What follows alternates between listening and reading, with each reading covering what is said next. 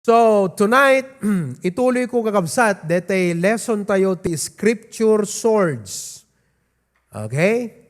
Dagiti sa uti apo, nga isuda iti aramatan tayo nga kampilan, tapno i-conquer tayo, dagiti personal struggles tayo. Uno personal battles tayo.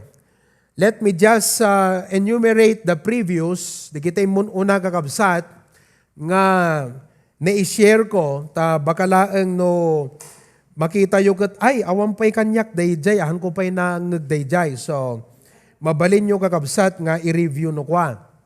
Okay? Tapno ma-view yo, mangigan nyo manen, ket mabendisyonan kayo.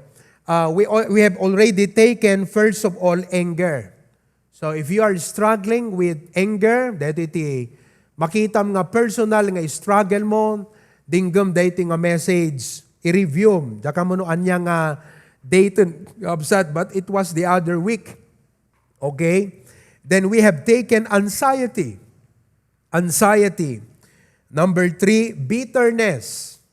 Mabaling nga daka kayo, isot madama nga pagdadaanam, bitterness, you can go and review.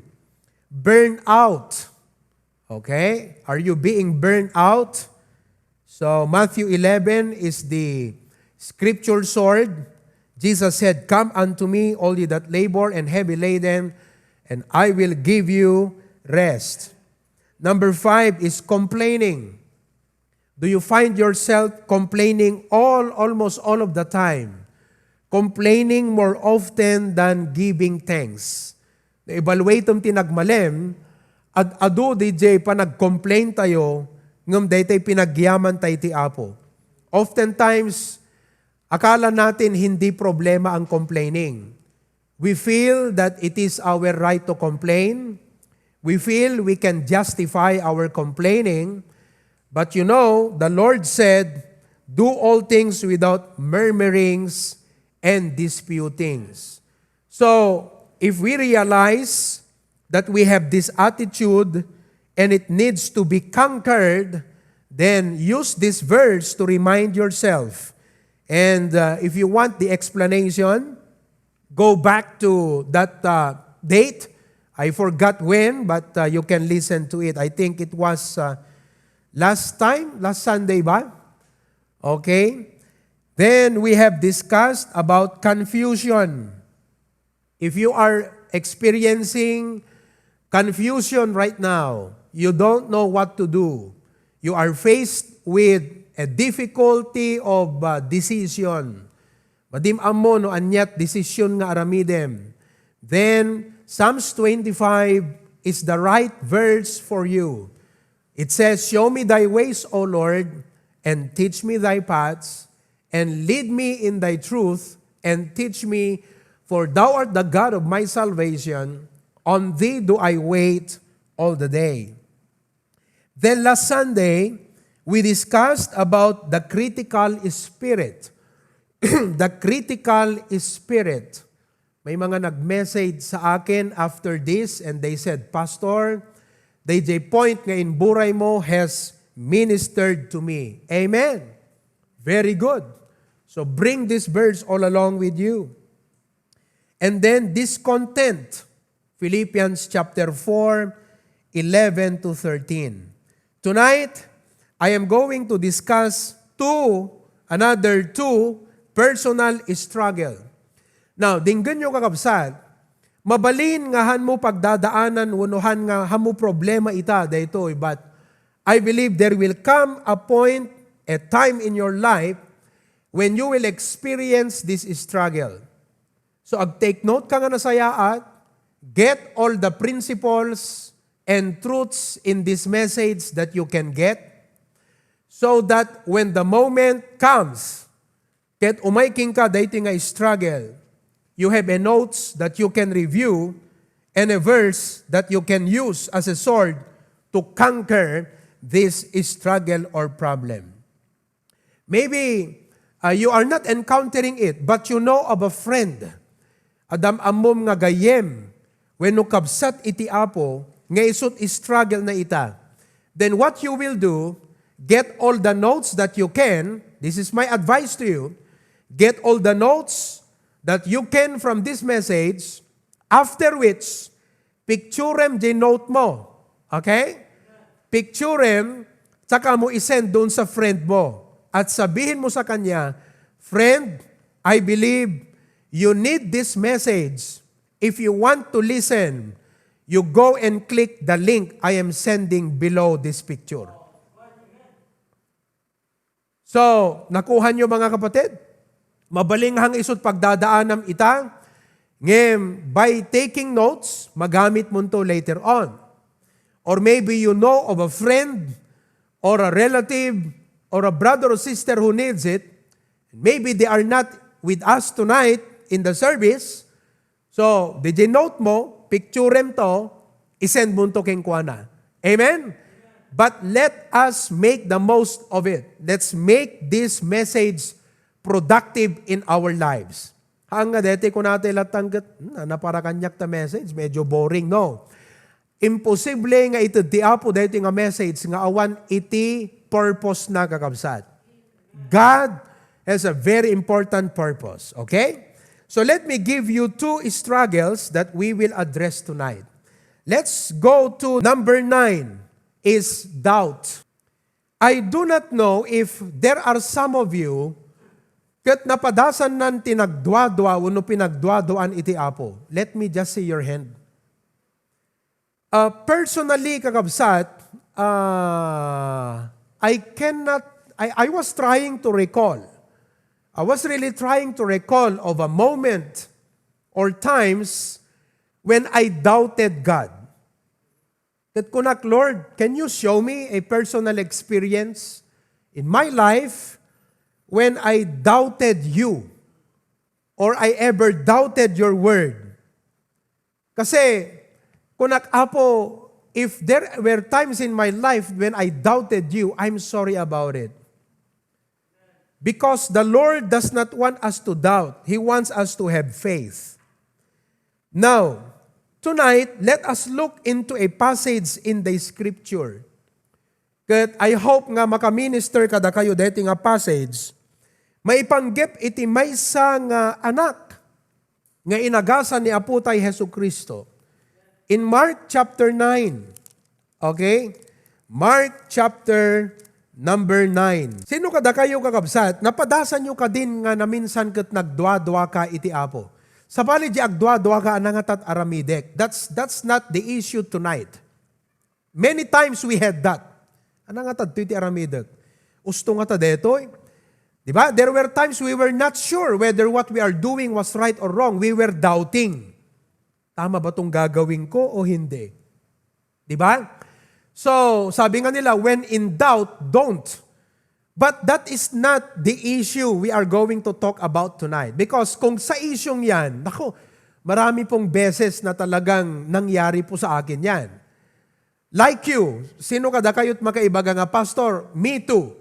There were times we doubted, are we making the right decision? Tama ba itong gagawin ko? Mali yata eh. Diba? Kalahante makadesisyon, kalano kumalugang kat atras sa bante. Gusto nga tahaan. Unuhaan kat naaramid mo, maya-maya inisip mo, madinsa, hanan sa usto, di inubrak, grega, let me change it. So, we had all of those doubts in our life. But, let me clarify, that is not the context or issue of this topic about doubt. Let me make it very clear. This topic about doubt is the opposite of unbelief, or the meaning of doubt is unbelief. When there are times in our life nga agdwa-dwa tayo kini Apo Diyos. So, let's look at it. Mark chapter 9. Let me read the passage dito sa verse number 17. I will start from verse number 17 down hanggang doon sa pinagaling na ng Panginoon ito. Okay? Verse number 27. From verse 17, you have the English on the screen, so I'll be reading from Ilocano. Ket maysa kadagiti adu at tao simmong bat ket kinunana, manursuro, inyeg ko ken ka ti anak ko alalaki nga de espiritu na nga umel. Iso nga uray sa dinno a pangalaan naging kuana, ito black na. Ket aglabutab tingiwat na, ket agngaret-nget dagiti ngipen na, ket kumutkutong, ket kinasaok dagiti adalam tapno iso parwarenda kuma, ket dida na balinan. Ket sinungbatan na isuna ako nana, o awanan pamati nga kapututan, kaano ti kabayag na pay ang makipagyanag kada kayo? Kaano ti kabayag na pay nga ibturang kayo? Iyegyo isuna kanyat. Ket inyegda ken kuana, ket idi makita na, dagos aday di sa iro iso into black na. Ket napasag ti daga, ket aggulagol ang mangirwar kadagiti labutab. Ket inintuod na idi amana, kaano ti kabayagen nga adda daytoy amar aramid ken kuana? Ket kinunana, nanipod, idi kinaubing na. Ket maminado nga iduron na ti apoy, ken kadagiti danom, tapno dadaelen na, ngem no adda kumaman na kabalin mo, mabalin mo nga aramiden, kasyan na kami, ken tulungan na kami. Ni Jesus kinunana ken kuana, numamati ka, amin na banbanag, ket mabalin kadagiti mamati.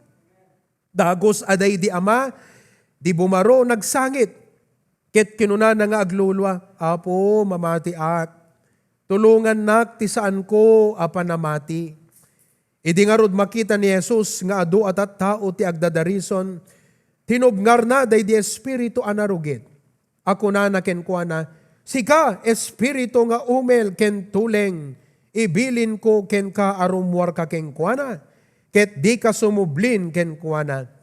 Idin day di espiritu nagikis, ket agkuy-kuyeg-yeg itinapalalo, ket rimwar ken kuana, ket iso natda akasla natay, iti kasta adagidi kaadwan kinunada natayen. Ngem ni Jesus iniggaman na ti ima na, ket binangon na, ket iso timmakder. The Lord bless the reading of this precious passage in the Holy Scriptures. Umuna kakabsat ngayon nap ipakita kada kayo dito letter A, the desperate father. Desperate father. Tingnan na sa unti desperado kakabsat, awanan ti amuna nga solusyon. Awan namnamanan kakabsat, ken permi nga marigatan, desperado. Sino kada kayo ti, are you in a desperate situation? Do you know of a friend? Do you know of a relative who is in a desperate situation right now? Then, may this message be a blessing to them. Tekunakon kakabsat, dinggan nyo, no hanga parakan ka directly dahiting a message, baka datao, ngam ammom nga isut makasapol, ket iminister mo kadiking kuana, gaputa daytoy ket sa utiapo, ket saan nga rebeng nga masayang. Amen? Kalati arig na numakan, ket inikandakat makan, di ka makarod mabisin, di ited mo jay tao nga makasapol. So if you know someone who needs this message tonight, and it may not be for you, it may be for you someday, but it may not be for you right now, then minister it to someone whom you believe need this message. Desperate father. The verse 21 ko na, kuna ti apo king kuana, kasanot kabayagnan, kat kuna na, nanipod pay, kinaubing na. So, let's say this boy is about 13 or 14 years old, kat no nanipod pay kinaubing na kakabsat, agat na bayag, nga inananusanen, inibturanen, nga inturtured, digiti naganak nga binambantayan. Meaning, they are frustrated. They are, what do you call that? Madis-discouraged dan kakabsat. Gapo ka daytoy nga sitwasyon dating ubing.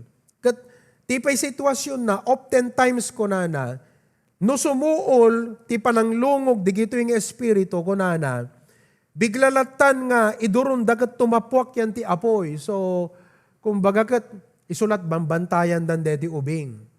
Kasano nga ruden o the business da, di handa maipokusan ti agnegosyo. Handa maipokusan ti mapanagubra. Hamot lang nga isut parikot da, di ngamin. Mabaling nga dapay other problems da. So think about it. Di ba? Nagrigat, di kasasaad da, di ngamin. Kumbaga, there are other problems they have to attend to in life, but it seems nga handa maatendaran ng digiti other problems, tadeti ubing latat bambantayan dan kakabsat. Are you in that situation right now? There are other obligations you have to perform. There are other things that you need to do, responsibilities, but it seems you can no longer attend to these things because of an overwhelming problem that you have to attend to, and you are desperate, and you are saying, God, how long? Nga kastoy lata po ti sitwasyon. Do you know of a brother or a sister? Do you know of a friend? Nga agik-ikis ti puso nagatdayjay kakabsat ti problema na. Nga kunana, apo, kasanok kabayag na, dahito nga problema. Kanok kabayag na, hanggang kailan nga agibturak. Hanggang kailan nga kastoy ti sitwasyon. Kasi kunana, from childhood. Kati ayan nga ganas, bigla nga tumapwak latan yan ti apoy. Wano tumapwak yan ti danom. Kat isulat at bambantaya may so kunana, kaasyan na kami, tulungan na kami. Desperate, Father. I don't know if you are in a desperate situation right now, kat hang mo may explain ti riknam, amo nusikar ti adati kastoy nga sitwasyon, ham mo may lawlawa, ham mo may explain ti kaririknam kakabsat. Ham mo amo nga ibagano anya di nagunag di kaririknam because you are desperate. You don't know what to do. You know? And people try to help, but they cannot help you. That's how desperate he was. The disciples tried to help, pero wala. For so many years, diya ka mo no sinutnap na panan na, baga napan nagpatalado, napan pa iti albularyo, napan ka digiti quack doctor, napan nagpaspasaplit kakabsat ka digiti bulbulong kanda dumapay, ngem awam makatulong keng kuana, katkas lang tirik na, kastoy latan, kasano nga ruden, kat adapay trabaho, tay negosyo tay nga rod, kastoy, have you been there? Ipit ka sa sitwasyon, you are tied up, kadayjay nga situation, kaslaawan sa balin kakabsat nga maasikaso mo, gaputa you are tied up into that situation. That's a problem. That's a desperate situation. So dayjay ti sitwasyon, dating ama kakabsat. I'm trying to explain the best I can. Tapnon makita tayo that probably, dating nga sitwasyon, dating nga ama, kat isumat ti agda mga sitwasyon. It may not be the same case, but the same feeling like the father, desperate. And then the second thing, I want to show you the cause of this problem. Apay nga, dadeto nga problema na kakabsat. Do you know what is the cause? Ket importante nga maawatan nyo deto, brethren. Tapnon ti kasta, makita yun. Now, secondly, the cause of the problem is what? It's a demonic work. It's a demonic work. Aramid gayam ni Satanas. Aramid ti Diablo. Daytoy nga nabayagan nga problema, daytoy nga ama kakabsat. No mano nga tawanan say 12, 13 years. You see, this has been a demonic work. Nga mabaling nga deta problema ita kakabsat. Kat oppression ti kabusor ken ka. Mabalin nga trabaho ni Satanas. Look at verse number 17. Kunana jay, one of the multitude answered and said, Master, I have brought unto thee my son, look, which hath a dumb spirit. Amuyo ti demonyo kakabsat, nga limungog keng kuana. Dumb, hana makasao. Can you imagine? Hana makasao di spirit, meaning it's a demonic spirit. And wheresoever he taketh him, he teareth him. Pisang-pisangan na kunana. And he foameth aglablabutab. Katagar-ngarit-ngat kunana. You see, it's a demonic work. The boy's problem was not something genetic or of biological cause. Hindi po physical problem. Kaya, look, brethren, when you have a problem, God wants you to realize, maybe the cause of that problem is the devil. He's trying to disrupt your service to God. Kaya't nangalapdan ti pa nagserbim iti Apo. Uno kayat naka nga discourage sen. Uno kayat naka nga upayan kakabsat. So as a believer, no ma-realize mo ko na, dito nga pa naka-realize ko kat adadda nga tumibker ti pusok nga hanak dapat maupay. Hanak dapat nga aghil ti pa naka-discourage kasi aramid lagayam ti kabusor dito eh. Kun dawayan naklagayam ni Satanas. Tirtiraan naklanggayam ti Diablo. Hanak dapat nga paabak. Dapat ikangker ko. The boy's problem was not something genetic or of biological cause. The symptoms shows up every time the demons would seize him and get into action. Kas day ti mapasamak nga, tumapuak ti ubing yan ti apoy, tumapuak yan ti danom, aggarngaret-nget, agulang-ulang, ngaglablabutab itingiwat na. Every time that happens, there is the demon inside him taking the action. So, do you see the point here, brethren? That probably your problem right now is an oppression of the enemy. No one is to blame. Unlike kakabsat ijay John chapter 9, malagip yu DJ, anat naga na DJ taon kakabsat, anat sakit na DJyan. Dete kwa hanan sa makatakder. Kat kunada, sinut na kabasol, jenaganak na, uno deto. So they were trying to put the blame. Did the parents sin? Did the men sin? Kasta ngamin kakabsat, iti kasla, anakait ko sa unan. Kung nung araw, basta may magkasakit, laging may biniblame. Kaya even at this point, when, the boy was experiencing the problem, maybe the father was asking, Apo, da ka di basol ko. Uno dito ka di ubing nakabasol. Uno baka damot ng tamay ka da kami. Who is to blame? Nobody was to blame. Except that, di nga problema na kakabsat is just the work of the devil. Kat kakabsat, listen, don't you ever forget that when you have a problem, I don't know no anyaman data nga problema. But remember this, mabalin nga ti Diablo akabusor, tirtiraan na ka, opayan na ka, oppressen na ka. Kat day lang pa nakarealize mo kunam, Apo, awan dapat babalawak. No di kat masapol agtibkerak, hangko itulok, nga iti kabusor, kat mapagbalegyan nak.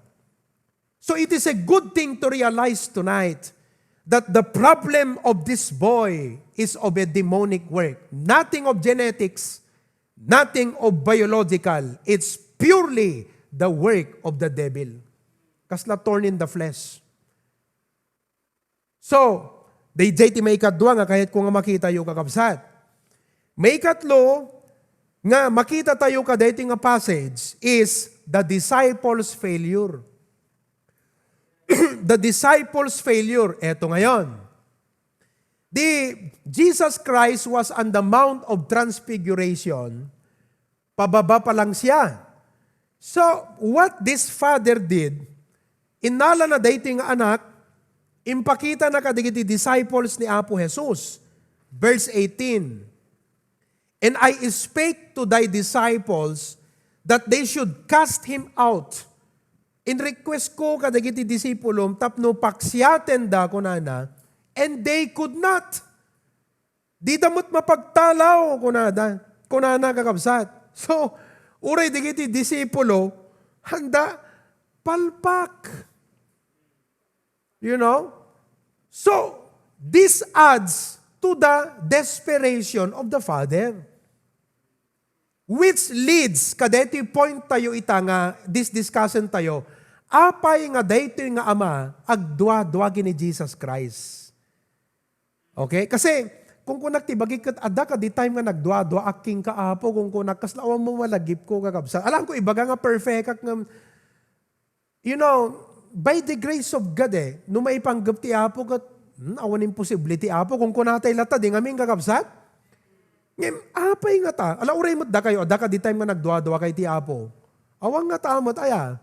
Tilang napasama ka pa nagdwa-dwa king kagat, dete ko nat, gusto nga ta ti ubra. Isulat dwado nga mapaspasama ka datayo at times Ngayon no, Word of God. Have you ever doubted the Word of God? Ang nga tamat, di ba? Mamati kay pelat Jeremiah 33:3? Yes. Mamati kay ti Matthew 7:7? Oh. Mamati kayo kakabsat, day ko na 2 Corinthians chapter 9 verse 8, nga paadwan ti apot parabor naging ka. Oh. Mamati kay ti Malakay 3:10? Oh, I will open the windows. You still believe, right? But what made this father doubt? So, pinapakita ko lang sa inyo yung background para ma-realize nyo, kaya pala nag-doubt tong tatay. Kasi nakita natin yung desperation. Nakita natin yung demonic force. Hindi niya kaya yun Tatay siya, pero wala siyang magawa para paalisin yung demonyo sa kanyang anak. Di ba? Tapos, inilapit niya sa mga disipulo ng Panginoon. Hindi nila makas out. So what? Talaga, magda-doubt talaga siya. Yun po yung situation. My point here is this. Na pang-apat, mga kapatid, that I would like to show you, doubt was addressed. Doubt was addressed. Na-addressan jay doubt, deto'y tatang. Now, let's look at it, okay? Pastor, din no ijay passage ti mangibaga nga deto'y ama nagdwa-dwa kini Jesus Christ. Kitan tayo kakabsat, verse 23. Verse 23. Okay? 22, sorry. Let's go to verse 22. And oft times it has cast him into the fire and into the waters to destroy him. But if thou, dito yung kakabsat, if thou canst do anything, no, adda ka ba ilam nga aramidon? Biruin mo yan. Alay, ibagam man ti apo, dakad kayam nga ada nga ta maaramid mo ka dito nga sitwasyon. Have you ever told that to God? No, you did not. So you never doubted God. But this father doubted God. Biruin mo, nandyan si Jesus Christ, kat kunana, basag man ti Ilokano. No, adda ko mamabalin mo nga aramiden. That's a very weak statement of faith, brethren. Dapat ti kuma right word na ijay kat apo amok nga dama aramid mo kunana ko di ba? That should have been the faith. Yun po ang declaration, yun ang statement of faith. Yung pang, Lord, nilapit ko sa mga disipulo mo, wala silang magawa, pero alam ko may magagawa ka. Yun ang statement of faith, pero hindi Ang sinabi niya, pang-insulto, kung may magagawa ka, Lord. If thou canst do anything, it wasn't an issue, dito yung kakabsat kat, it was not an issue of, will God do something? It was an issue of, can God do something? Maybe look, hantay man amo kakabsat, but with what's happening today, hantay agun uni, ngam di kaungan tayo kung kuna tayo, nga tapela maaramid ti apo kada ito yung sitwasyon ita ti lubong. That is doubt. Can God still do something with what's happening today? That is doubt. We are like in the position of the Father. It is a question on the ability. And we can understand why his hope and therefore his faith seemed to be ebbing low when Jesus showed up. Why? Because what I just showed you, desperado siya, demonic work, walang nagawa yung mga disipulo. Kaya nang dumating si Jesus Christ, pati siya sinabihan, may magagawa ka ba, Lord? May magagawa ang Panginoon, ba't kailangan mong tanungin? Dapat ang sinabi niya, Lord, alam kong may magagawa ka. Dapat ganun right? Kaya alam nyo, pag mag-pray tayo, wag nating sabihin, Lord, may magagawa ka pa ba? Mali. Dapat ang sabihin mo, Lord, alam naming may magagawa ka, Panginoon. Alam namin na may nais kang gawin. Yun po ang statement of faith. Tama? So if you have a problem right now, don't come to God and say, Lord, may magagawa ka ba sa problema ko? Wag ganun ang prayer mo. Dapat ang prayer mo, Lord, I know that you know what to do with this situation. And I trust you, Lord. That is a statement of faith. Kita nyo? Now, anyway, kakabsat, eto, let's continue. The reason I say all of this, no apay nga imbin sa binsak, amin di gijay kada kayo, dijay, talo nga banag, desperate father, demonic work, disciples failure. The reason I say all of this is to show how this father was very much like us. His unbelief had roots in his experiences. Dijay panagdwa-dwa na iti apo ket adda iti kasla naggapuan na kakabsat, may pinanggalingan siya. His fears and disappointments shape his expectations. He was vulnerable and in deeply personal places to losing the fight of faith, and so are we. For example, now you might ask, Pastor, give me an example. Okay. Sometimes, the unbelief tayo ti apo kakabsat is caused by the period of time we have been praying and waiting. Nagbay ka karkararagan. Then you start to doubt. Apo, you start to doubt, di ba? Nung una, why did you pray in the first place? Because you believe God will do it, right? You believe God will do it. Then later on, sabi mong ganyan, sa tagal mong nagpipray, awan sa mo tapo. You begin to doubt. So your doubt is caused by the experience. Kasta tinapasamak ka deti ama kakabsat. And then Jesus addressed his doubt by saying, if thou canst believe, numamati ka, all things are possible to him that believeth. Now, kanina po ay inaaral ko yung ibig sabihin yan. Pakinggan yung maigi. Kasi, teko na akong kakabsat, hamuman nga masapul ita, kasi, ang problema king ka di pa nagtalit mo ti apong baka adada friends mo, adada kabagyam nga masapul nga ministeram. So, use this message to minister to them. Okay. What does this mean? That all things are possible to him that believeth. Para bang ilalagay ba natin ang Diyos kahit sa mga masasamang bagay? Kayam deta apo, awan imposible. Meaning, literally, all things. Sabi ng Bible, all things are possible. Meaning, Lord, pag sinabi ko sa iyo, Panginoon, manalo ako sa wedding bukas, ha? Naniniwala ako. Mangyayari ba? Anong ibig sabihin itong all things are possible to him that believeth? Huwag nating gamitin yan by itself at i-interpret natin sa ating sariling pananaw. Of course, the Bible has its own interpretation. Ang ibig sabihin yan ito, get this point. All things, let's read all together ha. Sabihin nyo ng malakas. Ready, go. All things within God's will is possible to him. Meaning, amin nga banag, pagayatan lakit ti Apo, kaya na nga aramiden. That's what it means. Which means that the ability of God to perform is according to His will. Naintindihan po natin? Now, ibig sabihin, when you read the Bible, makitam ti pagayatan iti Apo, you don't doubt it. Pag sinabi niya, okay, but my God shall supply all your need. That's His will.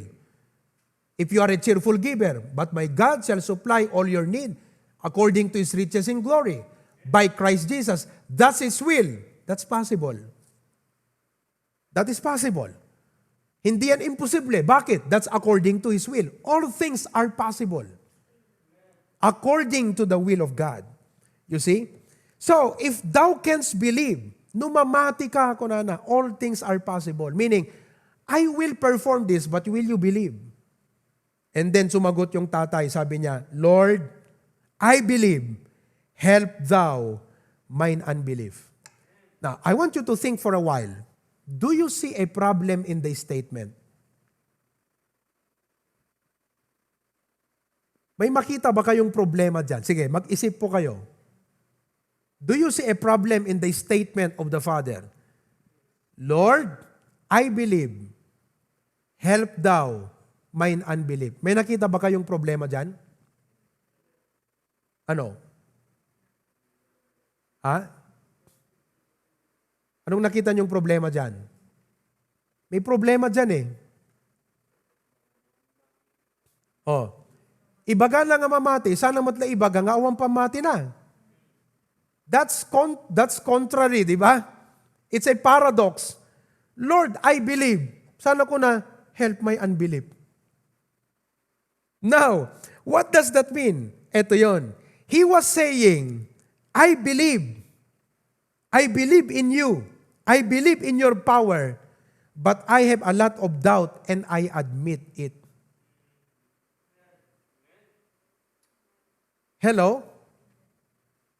Pagka minsan sinasabi natin, faith and doubt cannot coexist. But look at this situation. Sa iisang tao, may faith, may doubt, they coexist. I believe, help my unbelief.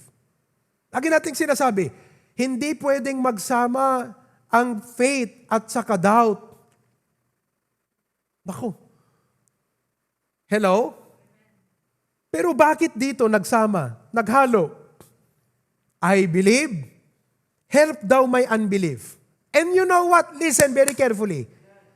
Pagkatapos sinabi ng tatay ito, tignan natin ha, verse 23, Jesus saith unto him, if thou canst believe, all things are possible to him that believeth. 24, and straightway the father of that child cried out and said with tears, Lord, I believe, help thou mine unbelief. Question,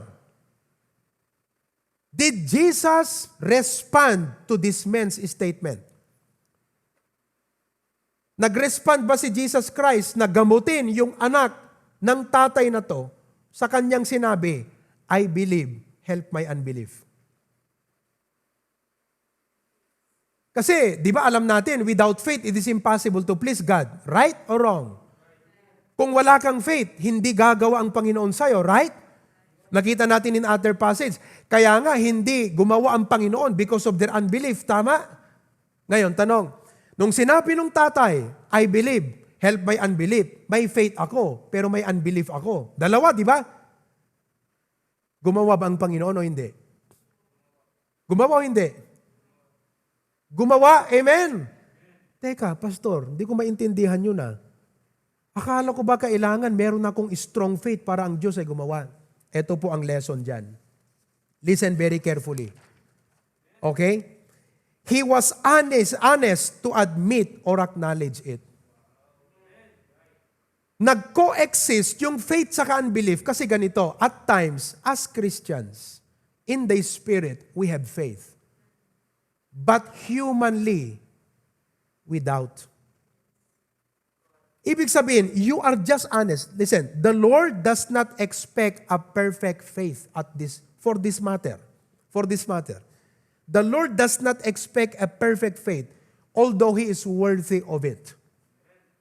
He expects that we are honest. Apo, mamatiak iti saom. Ngam adda dagiti sitwasyon ngamin nga isut makaiga po, nga kaslag dwa-dwa ti panunot ko.